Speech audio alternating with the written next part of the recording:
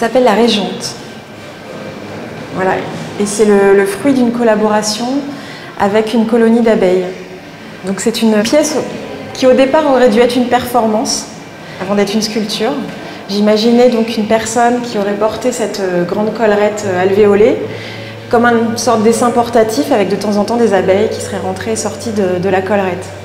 Et forcément pour des raisons pratiques, j'ai pas vraiment poussé plus loin cette idée de la performance. Donc j'en ai fait une sculpture. C'est-à-dire qu'au départ, c'est une analogie entre deux univers, donc celui de l'abeille et celui du costume, puisque ce sont deux éléments, en fait, deux illustrations d'un même mot qui est le mot ruche, que j'ai trouvé dans un dictionnaire, un vieux dictionnaire Larousse, en feuilletant les pages. Donc il y avait ce mot ruche illustré par ces deux images. Donc la ruche des abeilles et la grande collerette alvéolée portée à la Renaissance par les rois et les reines, qu'on appelle aussi un col ruché. Par analogie formelle, je pense, avec le dessin des alvéoles des abeilles.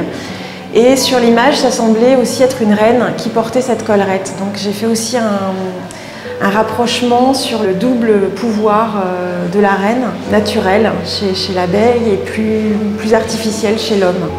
Et donc ensuite, ça a été vraiment une hybridation, c'est-à-dire que j'ai d'abord travaillé avec une costumière de la Comédie Française pour réaliser cette grande collerette.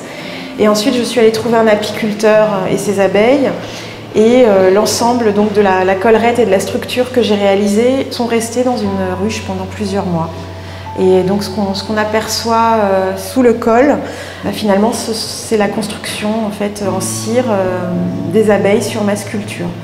Donc il y avait cette idée de faire intervenir l'accident et qu'il y ait une grande part d'indéfini dans le travail, une hybridation beaucoup plus grande que lorsqu'on fait intervenir l'animal de manière moins directe. Donc travailler avec le vivant, ça induit aussi ce genre de choses, ça induit également une mise à distance par rapport à sa propre pratique. Ça me permet aussi, moi, d'être la première spectatrice de ce qui va se produire.